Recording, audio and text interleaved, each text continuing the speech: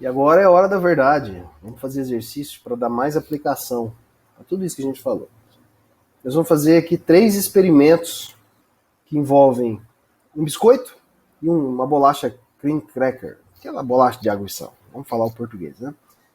Então, no primeiro experimento, esse biscoito é colocado em um recipiente selado. Vou explicar cada detalhe para vocês. Isso aqui é um dessecador, tem no laboratório.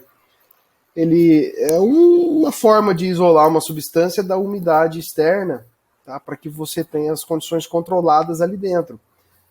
E aqui embaixo a gente tem, conforme diz o enunciado, uma solução saturada de cloreto de sódio com 75% de umidade relativa até atingir o equilíbrio. Gente, uma solução saturada é uma solução que dissolveu o máximo que ela poderia dissolver daquele soluto. Tá? Então, uma solução que você dissolveu o sal de cozinha no limite, não consegue dissolver mais. E você chegou numa umidade relativa no interior do dissecador de 75%. Tá? Então, isso aqui é isolado do meio externo. E justamente por causa da presença dessa solução, a gente tem ali uma umidade relativa de 75%. O biscoito não encosta na solução e não tem contato com o meio externo, tá bom? E aí a gente tem a seguinte situação. Inicialmente, esses dados aqui são para o biscoito, tá bom? A umidade dele é 4%. Antes de ser colocado dentro desse sistema. E a atividade dele, a atividade de água, tá? É de 0,30. Muito bem. Gente, ele é seco. Isso aqui a gente já sabe do nosso cotidiano. E o que acontece quando você tem um material, um alimento, né, muito seco, num ambiente muito mais úmido que ele? A tendência é que ele troque a água com o meio ambiente. Então, eu estou falando de coisa que você já sabe, tá? Pensa num pacote de bolacha que você deixou aberto num dia chuvoso, a umidade estava lá em cima. O que aconteceu com esse biscoito, essa bolacha? Ela ficou murcha, ela perdeu todas aquelas propriedades de crocância, de estar seca e quebradiça que você acha interessante para um biscoito, justamente por causa dessa diferença de umidade que existia entre o alimento, né, e o meio externo. Eu preciso dar uma informação para vocês aqui. 75% de umidade relativa, eu pulei isso aqui quando eu pulei aquela definição matemática, mas eu digo para vocês que se você pegar a umidade relativa e dividir por 100, você tem atividade de água, tá? Você só grava essa informação. 75 por 100, 0,75. Então, vamos entender o que está acontecendo aqui. O biscoito está recebendo água do ambiente, e isso está ficando muito claro, porque ele só tinha 4% de água e chegou a 15%, aumentou sua umidade porque ele ganhou água. Mas a umidade, aliás, a atividade de água dele também está aumentando. E aí vem a pergunta: quando que ele para de trocar a água com o meio ambiente? Quando ele igualar a sua umidade ou quando ele igualar a sua atividade de água? E aí, se você é um cara que prestou atenção, você já viu que é só quando a atividade de água do biscoito se igualar ao meio externo é que vai cessar essa transferência de água, tá? Então, de novo, a umidade aqui dentro é 75% de umidade relativa, ou seja, isso em atividade de água é só dividir isso por 100, 0,75. Inicialmente o biscoito, fora disso aqui, antes de colocar nesse sistema, tinha atividade de água baixíssima, 0,30, viu lá nos slides anteriores? 0,30 é muito baixo, a gente sabe, né? A gente sabe que ele é um alimento bem sequinho mesmo, e muito estável, nada perecível, né? Um biscoito desse. E aí, quando a gente coloca em contato com um meio que existe diferença de atividade de água, ele vai ganhar água. Como que eu sei que ele ganhou água? Está aqui, estou vendo a umidade dele, foi de 4% para 15%. E ele só vai parar de ganhar água quando a atividade de água dele for exatamente igual à atividade de água do meio em que ele está inserido. Experimento 2. Agora a gente pegou um queijo e colocou no mesmo recipiente. tá? Aquele dessecador, que tem a solução saturada de cloreto de sódio. Então a umidade aqui dentro é de 75%, umidade relativa, ou seja, a atividade de água é só dividir a umidade relativa por 100, 75 por 100, 0,75. Gente, a umidade do queijo, então se na tabela do slide anterior todos os dados eram pro biscoito de água e sal, aqui a gente tem todos os dados pro queijo, tá bom?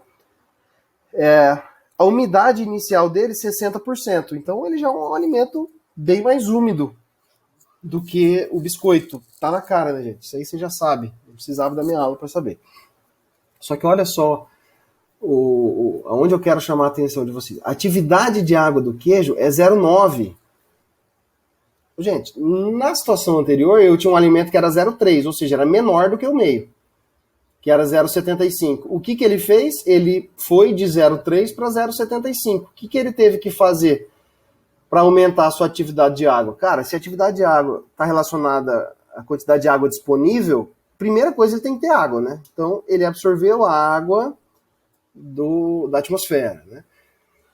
Aqui ele tem mais água disponível do que o ambiente, então aqui o queijo vai perder água. Nesse caso ele perde água. Como que eu sei? Tá falando aqui, ó.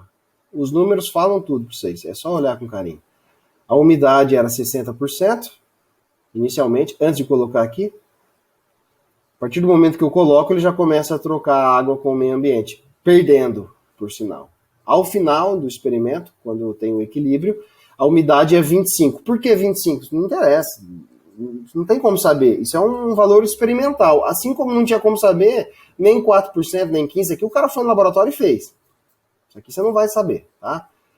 O que você tem que conseguir deduzir é o seguinte: se o ambiente estava com atividade de água 0,75, ao final do experimento o queijo também vai estar com atividade de água 0,75. Se no começo era maior, era 0,9, ele tem que chegar a 0,75, ele perde água. Quanto que ele perde? O tanto que for necessário para que ele equilibre o seu valor de atividade de água com o meio. Então, quando a atividade de água do queijo, que inicialmente era 0,9, quando ela se tornar 0,75, a troca de água cessou. Tá? Então, nesse caso, o alimento está perdendo água, e no caso anterior, ele estava ganhando água. Aqui ele ia ficar murcho, ele ia perder aquela propriedade quebradiça, né? Aquela coisa gostosa que você espera no biscoito.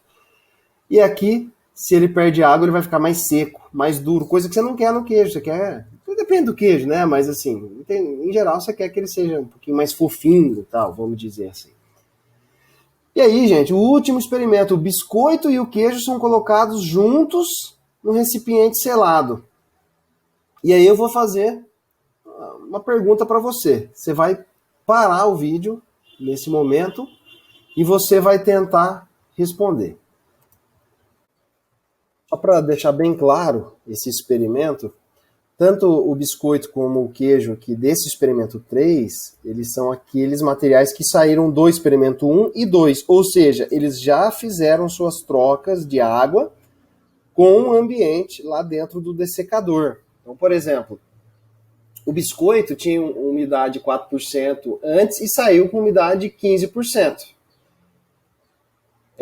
O queijo entrou com umidade 60% e saiu com umidade de 25%. É uma porcentagem, né? O teor de água. Ou seja, em 100 gramas do biscoito, a gente tem 15 gramas de água. Em 100 gramas de queijo, a gente tem 25 gramas de água.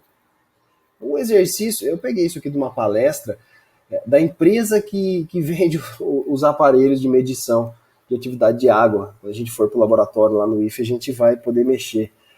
Provavelmente, na verdade, na disciplina de análise físico-química, acho que nem vai ser eu que vou dar. Tem um aparelho lá, o Aqualab. Tinha até a logo deles aqui, eu recortei na cara dura e nem dei o crédito. Estou dando agora. Eu achei bem interessante, esses experimentos são bem interessantes. E aí ele pergunta para qual lado a água se move, porque a gente tinha lá atrás o biscoito ganhando água e o queijo perdendo. E quando eu colocar os dois em contato? Gente, nós não temos aqui que a atividade de água de ambos é 0,75, elas têm exatamente o mesmo valor, 0,75, só vai haver migração de água quando houver diferença nas atividades de água. Então, se você deixar esses dois em contato, você não vai ter nada acontecendo, não vai ter fluxo de água. Por mais que as umidades sejam diferentes, os valores são 15% para o biscoito e 25% para o queijo. Não interessa. Não interessa. Tá? O que manda aqui é a atividade de água. Se elas são iguais, não tem fluxo de água. É um exercício lá, a palestrante, ela até discute, ó, na teoria, se a gente fosse considerar a umidade, para chegar no equilíbrio, 15 e 25, tira a média 20, né? Então vou trocar água até chegar no 20. Não, filho. Umidade é água total. Aqui a gente está falando de água que de fato está disponível para ser trocada. E quando a gente fala dessa água disponível para as trocas, inclusive, troca com o ambiente ou de um alimento para outro, a gente está falando de atividade de água. Tá? Então, ali na última frase, ó, como as amostras já estão em equilíbrio de atividade de água, não haverá migração da água. Não haverá nenhuma troca de água entre esses. E aí você pensa no seguinte, atividade de água é importante para a vida de prateleira, né? Lógico, a gente está falando de estabilidade aqui, desde o começo da aula, então sim. Agora vamos pensar um alimento em si, que por natureza ele já tenha duas regiões bem distintas, tipo um bolo recheado, que ele tem um recheio com uma atividade de água bem diferente, normalmente maior, do que a massa. O que vai acontecer ali? Vai ter a troca de água. Isso pode acontecer. Então, ele pode ter algum prejuízo, a vida de prateleira reduzir, ou ter alguma perda sensorial. Gente, isso é muito importante. Então, ele pode pensar em uma embalagem que seja diferenciada, que não permita essa troca com o meio ambiente, né? Então, o biscoito de água e sal, vamos falar o português, ele tem aqui, ele está bem seguro contra essas trocas de água enquanto ele está na embalagem. Depois você abre, e acabou. Toda a proteção dele foi embora. Ele vai trocar água com ar atmosférico. Mesma coisa o queijo. Ele vem embaladinho.